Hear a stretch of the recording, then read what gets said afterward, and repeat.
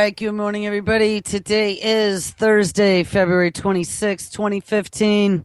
And this is Before the First Cup with Jules here on UCY.TV. Hold on, is it really Thursday? I guess it is. I thought it was Wednesday, so my computer said Thursday. Well, good thing it's Thursday then. One day closer to Friday. It's 12 degrees and overcast here. So again, absolute heat wave. This is just about enough of this garbage. Hope everybody is staying warm. I actually didn't look at anything last night, pay attention to what's going on in the weather, but I think most of the storms across the country are finally gone for a few minutes.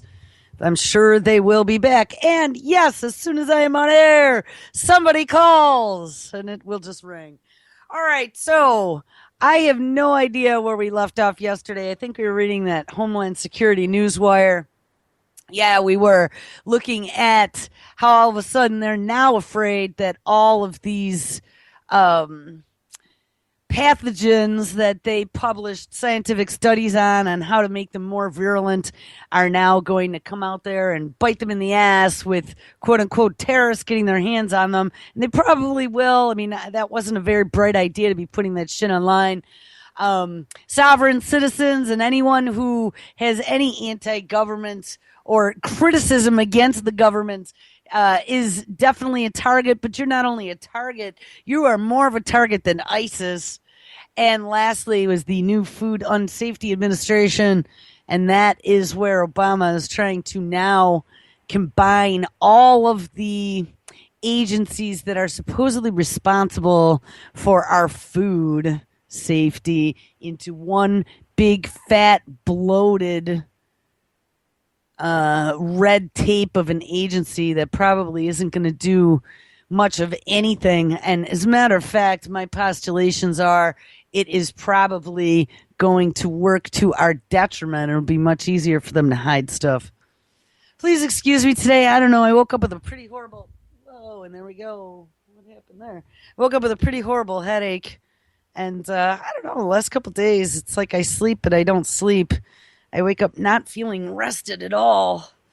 And my brain is still cloudy. And, you know, it's been a couple of days of just cloudy brain, not having difficulty thinking. But hey, let's get me amped up, get the blood flowing. So I dug into some things last night. We looked at Plum Island and Kansas State University, I think on Monday, maybe, and how everything apparently has been moved there. They had talked about Plum Island being a level 3 bio lab, of course, researching animal diseases. This was on the tails of that first ever seen bourbon virus that appeared in the tick in Kansas. And we drew some conclusions like how interesting that they were moving this level 3 biolab from Plum Island to the heartlands right in Kansas, and then this tick disease shows up. So anyway, a couple things I wanted to look at today. I had some big thoughts as I was looking at the news after the show, and I see that now leprosy is on the rise in Florida. I don't know if you saw that. Stay away from the armadillos. And apparently they're saying it's the armadillos that are spreading the leprosy. Bubonic plague. Did I just see too? There was some more plague stories. Now, there's also a plague story out of Africa. I saw 2 plague stories. One was they are now saying that plague was not passed by rats. Plague was passed by gerbils, if you can even believe that.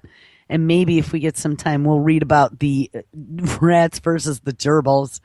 But what caught me even more was the story that came out of Africa about the plague, where now they're blaming plague transmission on cornfields.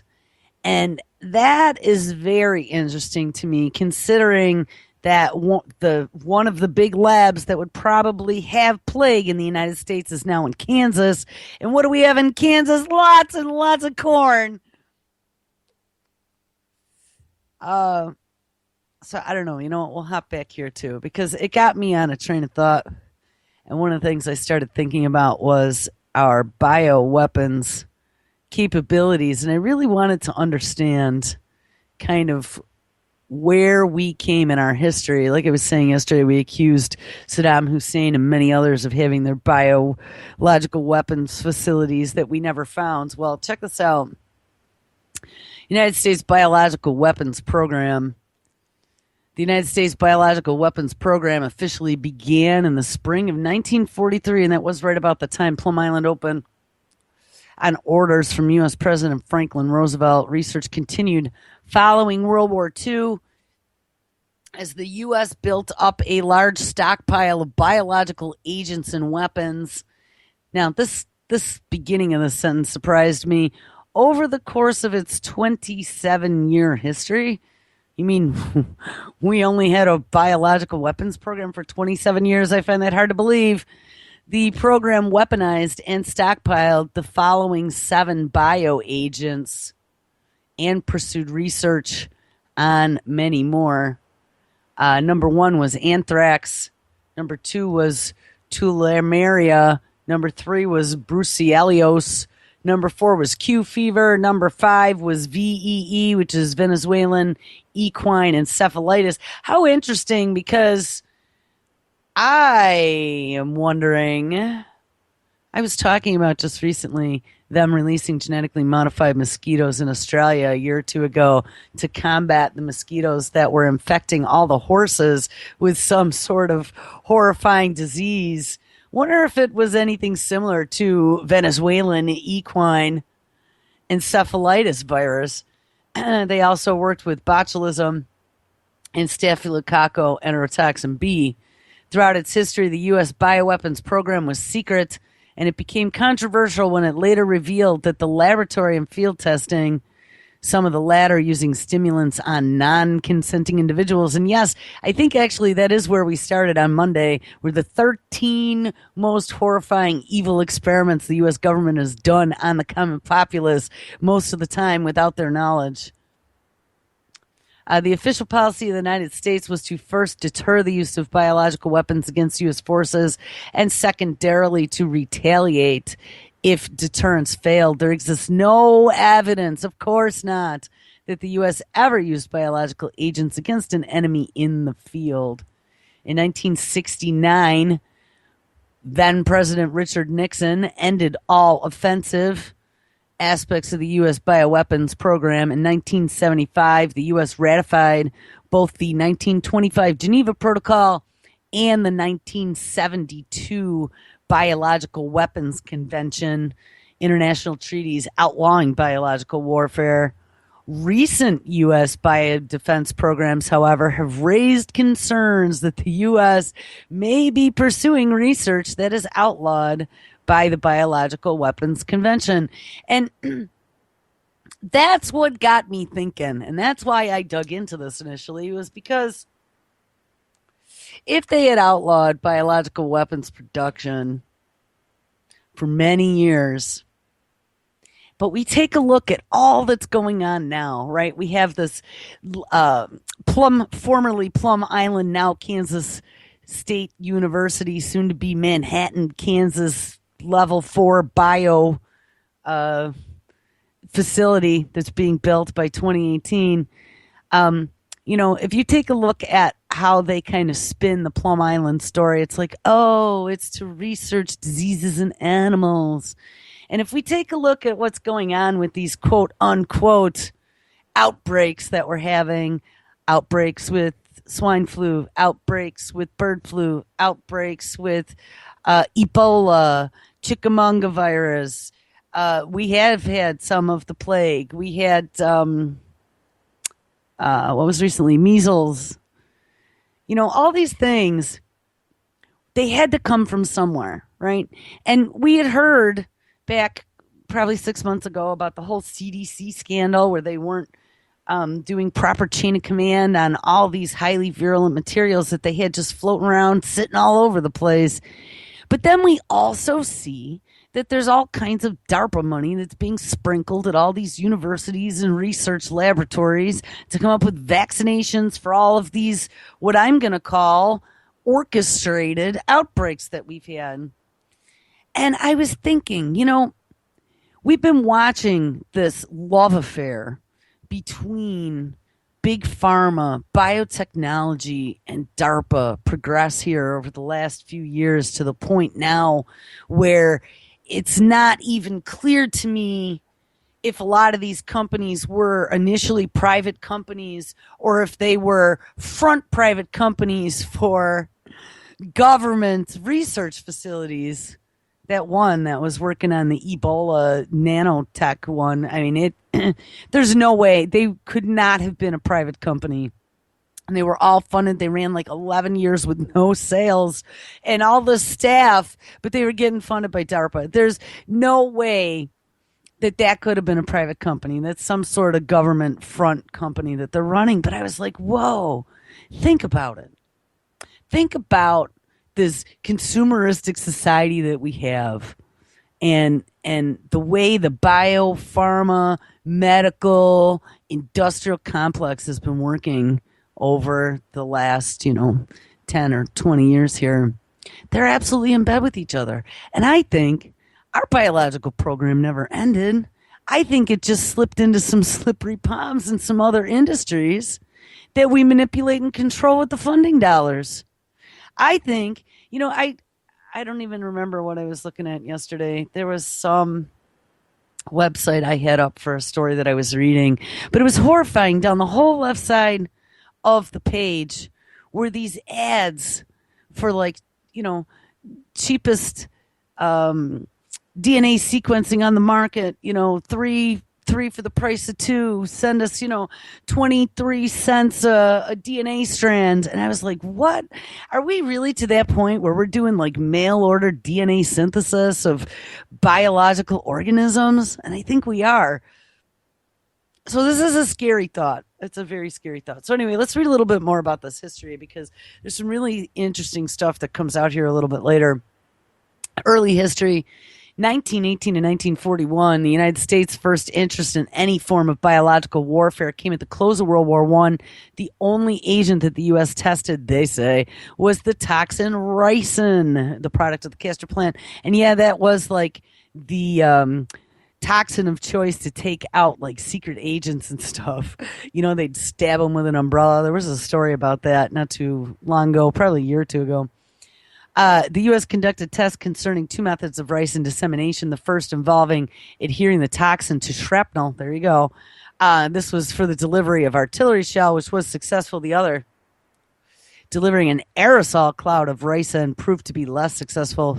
Neither delivery method was perfected before the war in Europe ended. In the early 1920s, suggestions that the U.S. began a biological weapons program were coming from within the Chemical Warfare Service. Chief of the Chemical Warfare Service, Amos Fries, decided that such a program would not be profitable for the U.S. I still got to look into the Shiro Ishii, that torturer from Japan. He was the guy that was performing vivisection on people while they were alive with no anesthetic. We read about him with the 13 most horrifying human experiments in history.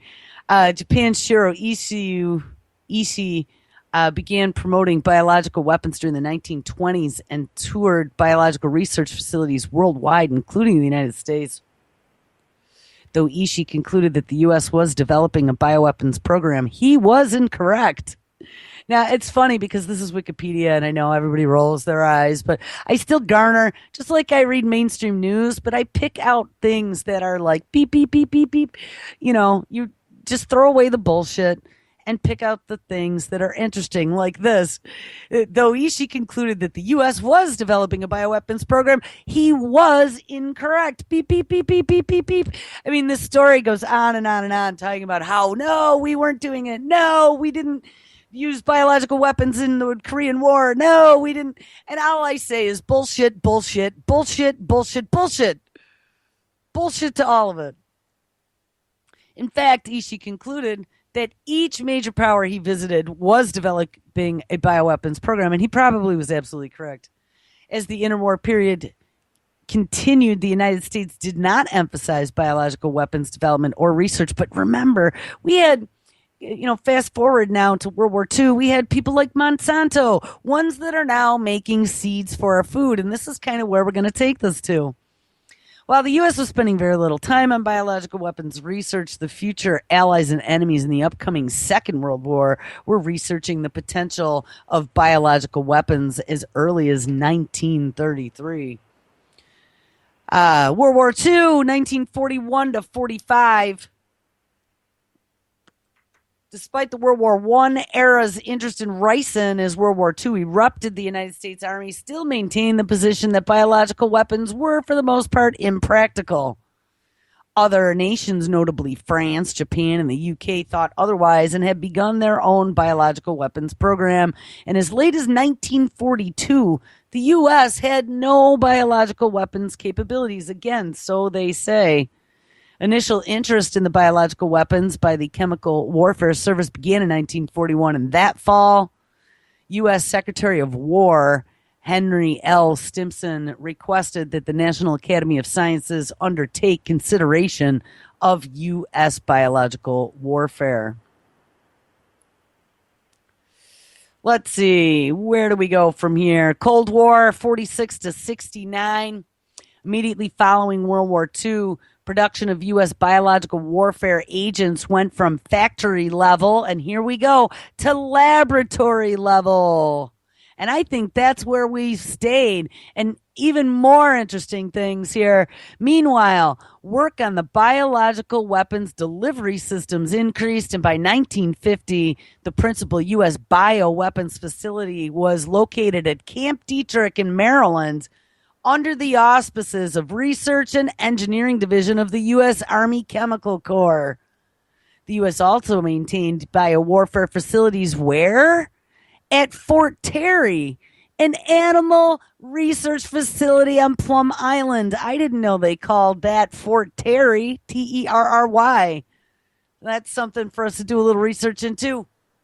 From the end of the World War II through the Korean War, the U.S. Army, the Chemical Corps, and the U.S. Air Force all made great strides in their biological warfare programs, especially concerning delivery systems. Now, again, going back to that story that we read on Monday with the 13 most horrifying experiments performed on people, I mean, how many times have they sprayed aerially or injected or contaminated something they gave someone to see what the effects would be? The U.S. biological program expanded significantly during the Korean War, and from 1952 until 1954, the Chemical Corps maintained a biological weapons research and development facility at Fort Terry on Plum Island, New York. So, this was the main biological weapons program. And now they're saying, oh, yeah, it's just an animal disease research facility that's maintained by Department of Homeland Security. And once we sell the facility, we're going to put 500 mansions out there. I mean, come on. The Fort Terry facility focus was on anti-animal biological weapons research and development, and the facility researched more than a dozen potential agents. A facility was also opened in Pine Bluff, Arkansas, Pine Bluff Arsenal, and it was by 1954 producing weapons-grade agents. Another substantive expansion phase was during the Kennedy-Johnson years after McNamara initiated Project 112, and I read a bunch about that over the last couple of days. That's been mentioned quite a few times, is a comprehensive initiative starting in 1961. Despite an increase in testing, the readiness for biological warfare remained limited after this program. A November 10, 1969 report by the Interdepartmental Political Military Group submitted its findings to the Nixon administration that the American biological weapon capability was limited. And the end of the program, yes, it ended. It was all over. Former President Richard Nixon issued his statement on chemical and biological defense policies and programs on November 25, 1969. In a speech from Fort Detrick, the statement ended unconditionally all U.S. offensive biological weapons programs. Now, Like we should have trusted Nixon, right? That's kind of funny. A little bit of irony there. Nixon noted that biological weapons were unreliable. He said, the United States shall renounce the use of lethal biological agents and weapons and all other methods of biological warfare. The United States will confine its biological research to defensive measures such as immunizations and safety measures. Guys, beep, beep, beep, beep, beep, beep, beep, beep. There you go. Our biological weapons program has moved itself into the laboratory. We've established that. And it has now ended as of 1969, and it will be confined to defensive measures such as immunizations and safety measures. And hey, we have all these immunizations that are government DoD DARPA funded, sprinkled all waiting in the wings, that haven't been tested on humans. Oh my God, we must have an emergency. And wait, there's way more, guys. There's way, way more. In his speech, Nixon called the move unprecedented and in fact was the first review of the U.S. biological warfare program since 1954. Despite the lack of review, the biological warfare program had increased in cost and size. And when Nixon ended the program, the budget was $300 million annually. And remember, that was in 1969. So whatever $300 million was equals today from $1969. I could just imagine. Nixon's statement confined all biological weapons research to defensive only and ordered the destruction of the existing U.S. biological arsenal. All U.S. biological weapon stocks were destroyed over the next few years, and a $12 million disposal plan was undertaken at Pine Bluff Arsenal, where U.S. anti-personnel biological agents were stored. That's in Arkansas. That plan was completed in May 1972 and included decontamination of the facility at Pine Bluff. Gee, I wonder if they've turned those now into condominiums or something, considering the plan for Plum Island. And here's some interesting stuff. Other agents, including anti-crop agents, and that's one of the things they were developing, shit that kills crops to go after our enemies, such as We Stem Rust, were stored at Beale Air Force Base and Rocky Mountain Arsenal. These anti-crop agents, along with agents in Fort Detrick used for research purposes, were destroyed in March of 1973. All right, we're going to scroll down a little bit. Agents studied and weaponized. Now, this is where it gets really interesting. When the U.S. biological warfare program ended in 1969, it had developed 7 mass-produced battle-ready biological weapons in the forms of agents that cause anthrax, malaria, brucellosis, Q fever, VEE, and botulism. In addition, staphylococcal enterotoxin B was produced as an incapacitating agent. And in addition to the agents that were ready to be used, the U.S. program conducted research into weaponization of more than 20 other agents, including smallpox, EEE, and WEE. I'm not sure what those are. AHF, hantavirus. Hey, we just saw an outbreak of that in the Southwest. BHF, Lassa fever, glanders, melanosis, plague. Look at that. There's plague. Yellow fever that comes from mosquitoes. Pisticosis, typhus, dengue fever. Hey, dengue fever. That's our buddy. That's why we're releasing these Oxitec mosquitoes. Chick V, which I'm wondering if that isn't the Chickamauga virus. Late potato blight. Rinderpest, Newcastle disease, bird flu, and the toxin ricin. Besides numerous pathogens that afflict human beings, the U.S. had developed an arsenal of anti-agriculture biological agents. These included rye stem rust spores, wheat stem rust spores, and the causative agent of rice blast. And you know, what really got me thinking about all this is that I saw a big story yesterday about how now climate change not only is, California under a massive drought and we couldn't plant all this stuff, and oh my God, we had all these floods, so the heartland and all those farmlands got wiped out. and sold for pennies on the dollar, and all these farms got sold because the farmers couldn't stay in business. But now apparently there's a big wheat blight going on, and there's going to be a big fat problem because climate change is killing all the wheat.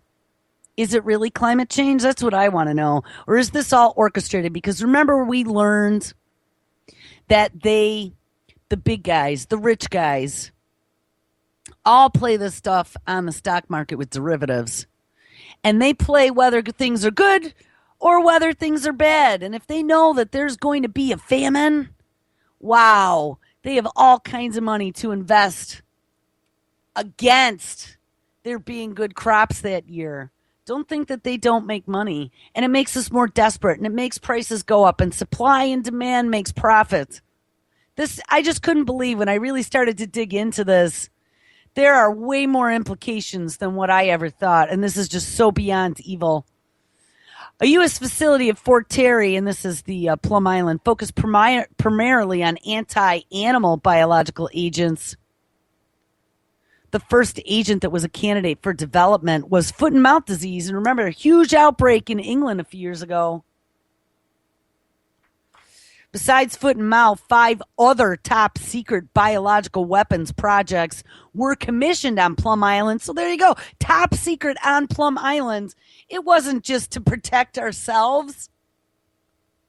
So how can they say that we're not doing any biological weapons research? We absolutely are. And check this out. The other 4 programs included RVF. I'm not sure what that is. I wish they would say what their acronyms mean. Rhindpest, African swine fever, and even 11 other miscellaneous exotic animal diseases. The 11 miscellaneous pathogens were blue tongue virus, bovine influenza, bovine virus diarrhea, fowl plague, goat pneumonitis, mycobacteria, N virus, Newcastle disease, sheeppox, Teschinger disease, and vesicular stomatitis. Now, when I'm looking at Obama now giving, what was it? It was some huge dollar value, 1.2 billion perhaps. We could go there. I'll look if we have time at the end, toward combating antibiotic-resistant bacteria. How many of these diseases that we have floating out there now that they're calling superbugs really came from our overuse of antibiotics? Would be my first question. I mean, I always believed that. I always believed that overuse of antibiotics, like they told us, was why all of a sudden these bacteria and viruses, well, viruses don't work with antibiotics, but bacteria were becoming stronger and stronger. But maybe there's shit that got out. Stuff that the genie was let out of the bottle that they were testing on people, populations, that now, whoops, is a problem. And hey, guess what? What's a few people? When they come into the healthcare facility, we could document it, and we don't really have anything that we could treat them with, or at least we tell them we don't, and we watch the progression of the disease. Isn't that what they did with all the people that they infected with syphilis? Yeah, they did. Alleged uses. We've been accused in the Korean War as well as in Cuba is using biological agents. During the Korean War, the Chinese and the North Koreans insinuated that mysterious outbreaks of the disease in North Korea and China were due to U.S. biological attacks, despite contrary assertions from the International Red Cross and the World Health Organization. Of course, they would back us, whom the Chinese denounced as Western-based. The Chinese government pursued an investigation with the World Peace Council. And blah, blah, blah, blah, blah. I don't want to read all this.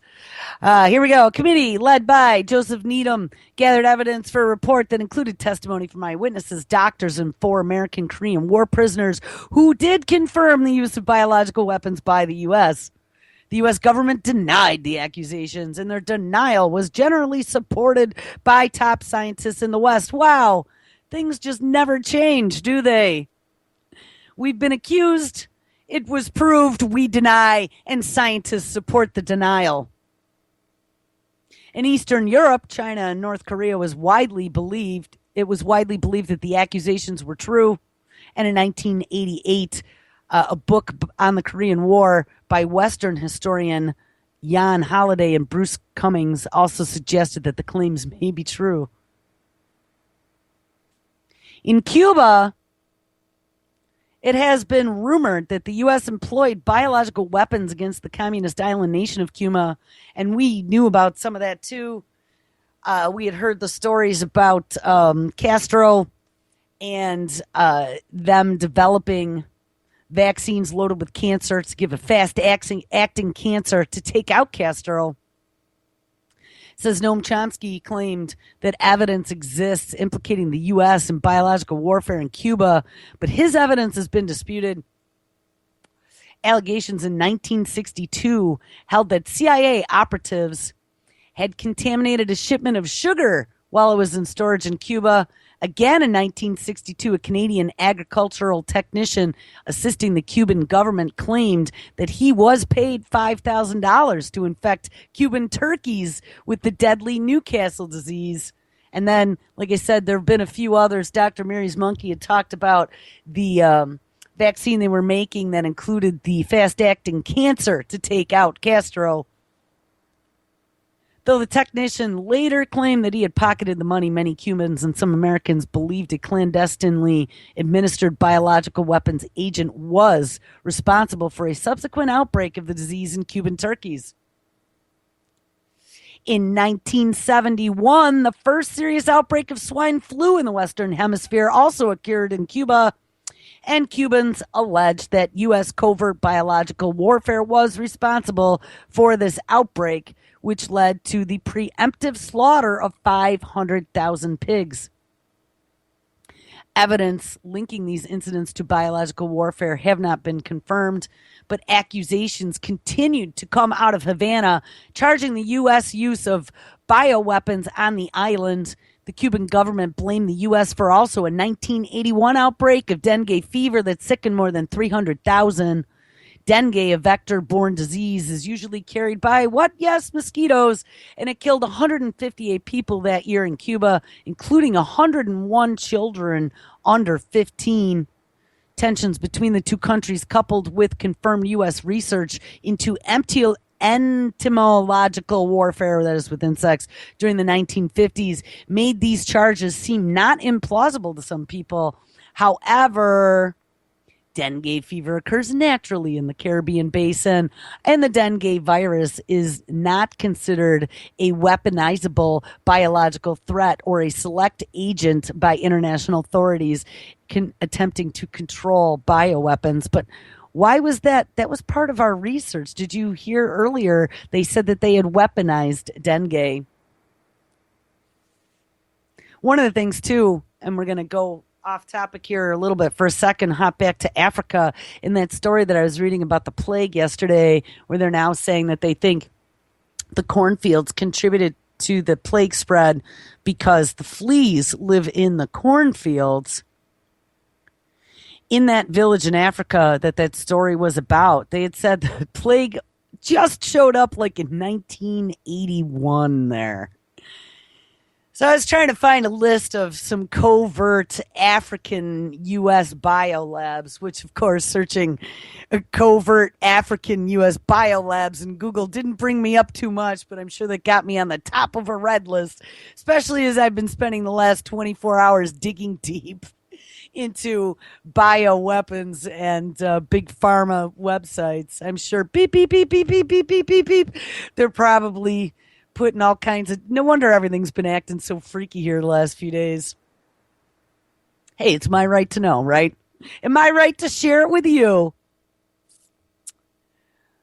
Entomological testing. So this is weaponizing insects. The United States, and this is kind of what got us into this, was the tick from the bourbon virus, the GMO mosquitoes that they're going to use now to combat dengue and kill the other ones down in Florida, the mosquitoes and the ticks with Lyme disease. The United States seriously researched what's that bird? God, I don't remember. Never mind. That one that the birds get. West Nile. West Nile is from fleas as well. As is the plague is from fleas that attacks then little creatures that then spread it all over the place. The United States seriously researched the potential of entomological warfare during the Cold War. EW for short is a specific type of biological warfare which aims to use insects as a weapon, either directly or through their potential to act as vectors, meaning then it takes it to animals or to people. During the 1950s, the United States conducted a series of field tests using entomological weapons. Operation Big Itch in 1954 was designed to test munitions loaded with uninfected fleas. And in May of 1955, over 300,000 yellow fever mosquitoes were dropped over parts of the U.S. state of Georgia to determine if the airdrop mosquitoes could survive to take meals from humans. The mosquito tests were known as Operation Big Buzz. The U.S. engaged in at least two other entomological weaponized testing programs, Operation Dropkick and Operation Mayday. And a 1981 Army report outlined these tests as well as multiple cost-associated issues that occurred. Operation Whitecoat involved controlled testing of many serious agents on military personnel consenting to experimentation and who understood the risks involved. And I'm going to call bullshit because I think Operation Whitecoat continued, except that it's not always with consent. They just give it all to the soldiers now, like we've talked about with the untested anthrax vaccination program for the first Gulf War. My dad has said many times when they were down in Antarctica, they gave them all kinds of stuff, and he's sure that they were testing shit on them. And then they sent all those soldiers to Africa to go combat Ebola, while the new Ebola vaccinations, experimental, never tested on humans, were coming out. And you better believe they probably gave those to those boys too, and girls. All right. There's so much stuff here. In civilian venues, medical experiments were conducted on a large scale on civilians who had not consented to participate. Often these experiments took place in urban areas in order to test dispersion methods. Questions were raised about the detrimental health effects after experiments in San Francisco, California, were followed by a spike in hospital visits. However, in 1977, the Center for Disease Control determined, of course they did, that there was no association between their testing of agents on people and the occurrence of pneumonia or influenza. The San Francisco test involved U.S. Navy ships that sprayed Serata Mersens from the bay, and it traveled more than 30 miles. One dispersion test involved laboratory personnel disguised as passengers spraying harmless bacteria in a Washington National Airport. Scientists tested biological pathogens, including Bacilli global who knows what that is, which were thought to be harmless at places such as subways. Remember I mentioned that yesterday. They did that in New York City last summer, as well as in the UK's Tube. A light bulb containing Bacillus global was dropped in the New York City subway system. Oh, how nice. The result was strong enough to affect people prone to illness, also known as subway experiment. Based on circulation measurements, thousands of people would have been killed if it were a dangerous microbe released in the same manner. A jet aircraft released material over, hey guys, Victoria, Texas, that was monitored in the Florida Keys. In February of 2008, the Government Accountability Office released a report titled Chemical and Biological Defense. DOD and the VA need to improve efforts to identify and notify individuals potentially exposed during chemical and biological tests. The report stated that tens of thousands of military personnel and civilians may have been exposed to biological and chemical substances through DoD tests. In 2003, the DoD reported that it identified 5,842 military personnel and only an estimated 350 civilians. Oh, I'm sure that that's just a drop in the bucket, as being potentially exposed during testing, which was known as Project 112. The GAO, the Government Accountability Office, scolded the U.S. Department of Defense in their decision in 2003 to stop searching for people affected by the testing. The GAO report also found that the DoD made no effort to inform civilians of exposure, and that the United States Department of Veteran Affairs is failing to use available resources to inform veterans of possible exposure or to determine if they're deceased. Wow, that's no big surprise. After the DoD halted efforts to find those who may have been affected by the tests, veteran health activists and others identified approximately 600 additional individuals who were potentially exposed during Project 112. And some of the individuals identified after the GAO reviewed records stored at Dugway Proving Ground, others were identified by the Institute of Medicine.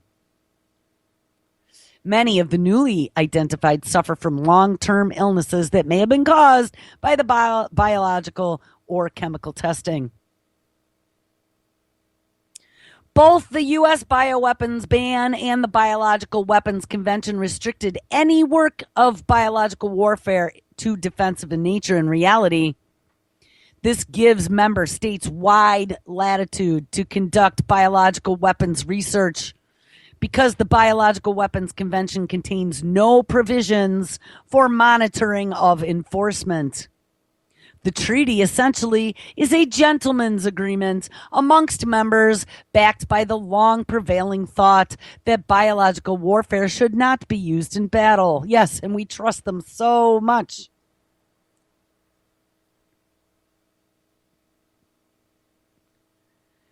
In recent years, critics have claimed that the U.S. stance on biological warfare and the use of biological agents has differed from historical interpretations. For example, it is said now that the U.S. maintains that Article 1 of the agreement, which explicitly bans bioweapons, does not apply to, quote, non-lethal, unquote, biological agents. Previous interpretation was stated to be in line with the definition laid out in public law. That law defined a biological agent as, quote, any microorganism, virus, infectious substance, or biological product that may be engineered as a result of biotechnology. Ding, ding, ding, ding, ding, ding, ding, ding, ding, ding, ding, ding, ding, ding, ding, ding, ding. Like I've been saying, I think our bioweapons program has gone to big pharma. That's why we butt slap. That's wait until there's way more. So anyway, any microorganism, virus, or infectious substance or biological product that may be engineered as a result of biotechnology or any naturally occurring or bioengineered component of any such microorganism, virus, or infectious substance or biological product capable of causing death, disease, or other biological malfunction in humans. Ding, ding, ding, ding, ding, ding, ding, ding, ding, ding, ding. GMO food, an animal, a plant, ding, ding, ding, ding, any other living organism, ding, ding, ding, ding, a deterioration of food, ding, ding, water, ding, ding, ding, ding, ding, ding, ding, ding, ding, ding, ding, equipment, supplies, or material of any kind. According to the Federation of American Scientists, U.S. work on non-lethal agents exceeds limitations. Yeah. That is an absolute statement of everything they are doing. So now let's hop over to good old Dr. Tenpenny. She put out an excerpt of her book yesterday, and I knew all about this. I told you guys when I took that FEMA class back in 2006, and they talked about the Blue Angel program, and they didn't call it that at the time. That was a DARPA-funded program to come up with the universal flu vaccine. And it was all under the Department of Homeland Security at the time, which was FEMA. They hadn't quite worked all that out. But they were doing all kinds of research and development to protect us against bioterror attacks. Well, let's link this now all to biopharma and mandatory mass vaccination, which is what is coming. And like I told you, line item budget because they need people to test it on. Until recently, so this is an excerpt from Dr. Tenpenny's book, You Have All the Risk, Vaccine Manufacturers Have No Liability. And we talked about this. Wait until you hear this shit. Until recently, the concept of mandatory and mass vaccination was thought to be a far-off possibility. Vaccination laws are regulated at a state level, and the federal government seemed to keep a watchful distance away from the subject. That appears to be changing, but the push for mandates is not new. This has been coming for a long time. The groundwork to force everyone to be vaccinated began shortly after 9/11. Former President G.W. Bush introduced, and I remember we learned all about this, Project BioShield during his State of the Union address in January of 2003. Conveniently so. Project BioShield created a comprehensive joint effort between the Department of Homeland Security, the Department of Health and Human Services, and the private pharmaceutical industry to develop drugs and vaccines to be released in the event of a biological or chemical weapon attack. Now, what's even more interesting about this, it's a joint effort between the DHS, Health and Human Services. People, that is when we were reading about Obama yesterday wanting to now bring all of the agencies that are responsible for our food safety under one heading, calling it the Food Safety Administration or something. He wants to stick them all under Health and Human Services as well. But Health and Human Services is a part of Project BioShield that brings together DHS, Health and Human Services, and Big Pharma. Signed into law in July of 2004. The program was funded with $5.6 billion over 10 years. So, hey, they were funded all the way through 2014 when we had an outbreak of what? Ding, ding, ding, Ebola. And the first human trials of untested, mad science, gone mad vaccinations. Project BioShield puts forth three major components. One, indefinite funding medical countermeasures, vaccines, drugs, and technologies to be released as soon as, quote unquote, experts agree that they were, quote unquote, safe enough. In other words, Project BioShield allows the Secretary of Health and Human Services to purchase and use unapproved and unlicensed vaccines and drugs. But remember, I told you that only happens when there's a quote unquote emergency. Well, hey, look at this. New authority to the National Institute of Health to speed research and development of drugs and vaccines for bioterrorism threats and authorize fast tracking of drugs and vaccines, a fancy way to use medicines barely researched and tested in the event of a quote unquote emergency. And yes, that was in that documentation. And notice, too, the National Institute of Health is in this as well, and they are spearheading this brain research bullshit. Between July of 2004 and the end of 2006, which is when I took that class, which was also the close of the 109th Congress, 11 bills were introduced. Each of these pieces of legislation would have given unprecedented advantages to the drug industry and would have removed all safeguards preventing dangerous vaccines, drugs, and medical devices from reaching consumers. The reaction against the bills was strong and loud from all political parties, and they stopped all bills except for S. 3678, the Pandemic and All Hazards Preparedness Act. Frustrated and running out of time, Senate Majority Leader Bill Fritz, a former medical doctor from Tennessee literally bullied a drug company protection bill into law. And God, I remember when this happened. He used his power and Senate rank to get the bill passed during the literal 11th hour at 11:20 p.m. on a Saturday night. And this was long after the House Appropriations Committee members had reached final agreement on a defense bill, had signed off, and for the most part had gone home. Representative Dave Obey from Wisconsin, ranking member of the House Appropriations Committee, gave a first-hand accounting of how complete liability protection for manufacturers of vaccines became law. Excerpts of his speech are here included. Quote, Senator Frist marched over to the House side of the Capitol for about 4 hours after the committee had finished at 6 p.m. and were headed home.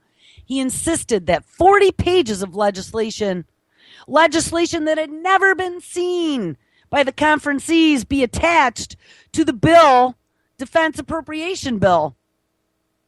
Speaker Dennis Hazzard joined Frist's insistence, and without a vote, the legislation was unilaterally and arrogantly inserted into the bill. This was a blatant abuse of power between two of the most powerful men in Congress.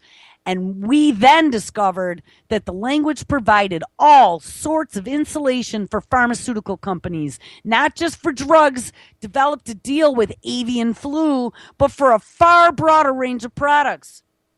The second time that this Congress had supinely done the bidding of the pharmaceutical industry in the dead of the night, the first time was a vote held open for 3 hours, and I remember this too, while the Republican majority twisted arms to create the complex and ridiculously confusing prescription drug bill that our seniors now so desperately try to understand. A bill that was 1,000 pages long, cost us $400 billion, ushered through this institution by over 600 lobbyists that protected drug companies by preventing the government from even attempting to negotiate lower drug prices. If I thought it would do any good, I would object. But, Mr. Speaker, it has also been made quite clear to me that the majority will not relent on the language that insulates drug companies. That was Frist's speech. Called Division E, Public Readiness and Emergency Preparedness Act, with a cute little acronym of PREPA, Senator Frist, a medical doctor, handed the drug companies more immunity than any bill that has ever been passed by Congress. The legislation provides at least sweeping provisions on, 1, immunity from all liability. In the event of an outbreak of any kind, all drugs, vaccines, or biological products are completely protected even if it kills you. The definition is so broad, it includes over-the-counter pills such as Tylenol and Advil. Number 2, the Secretary of Health and Human Services has complete authority to declare an emergency. The Secretary of Health and Human Services is an appointed, non-medical person who has no accountability to the general public. The president's hand-picked teammate will have the power to mandate vaccines and other medications for the American people. Number 3, drug companies have immunity from all accountability. Even if the company's dirty facility created a batch of contaminated vaccines that resulted in the death or injury of thousands of people, the drug company will be immune from liability. And number 4, immunity from all lawsuits. A person who suffers any type of loss will be legally prohibited from suing the drug companies. I knew that this was out there. I am just so happy that Dr. Tenpenny published this. I didn't realize that it was some sort of draconian law that George Bush passed, but I remember when this happened. They have no liability whatsoever. Through the PrEP Act, drug companies have immunity from almost everything, and the bill's language explicitly protects frivolous suits and sets a rigidly high standard for defining negligence. And even if a pharmaceutical company knowingly harms people, the company will be immune from legal prosecution unless the U.S. Attorney General, formerly criminal Attorney General Eric Holder, initiates quote unquote enforcement action against the drug company in the name of the claimant. This means that the U.S. government would have to go to bat for the plaintiff against the drug company for the lawsuit to move forward. Yes, when hell freezes over. According to the American Trial Lawyers Association, the bill contains language never before seen in any proposal. One member said, quote, at a time when we see egregious things that are being done by major drug companies, the last thing in the world the consumer needs is immunity for drug companies to act with impunity, unquote. And when we remember that story from last week about the FDA allowing all this fraudulent research to be published, and when fraud has been proven, there's no red action at all. Now we see where all the slippery palms and butt slapping came from. And now we see why we should just line right the fuck up to get our vaccines. Anybody out there who is pointing at an anti-vaxxer calling him a whack job needs to fucking have their head examined. When I read this, I think that's why I woke up with a headache this morning, because this shit is really pissing me off. This is just so underhanded. And I couldn't expect anything less from the government. Nothing. I mean, it's not like we didn't know that this was going on. We did. I just didn't realize how absolutely slippery and connected they were. But the proof is there. In simple terms, the plaintiff can only go forward with a claim if he and she can prove that the drug company performed an... And oh no! How did that happen? All right, guys, it's Thursday. Make sure you stick around. Mr. Kevin Blanche is up next. Mr. Chuck Ocelli at 6. Drew and Chuck at 10 p.m. Eastern. And Antimedia Radio at 11. All right, I guess we're going to have to pick up with this tomorrow. Everyone have an awesome Thursday.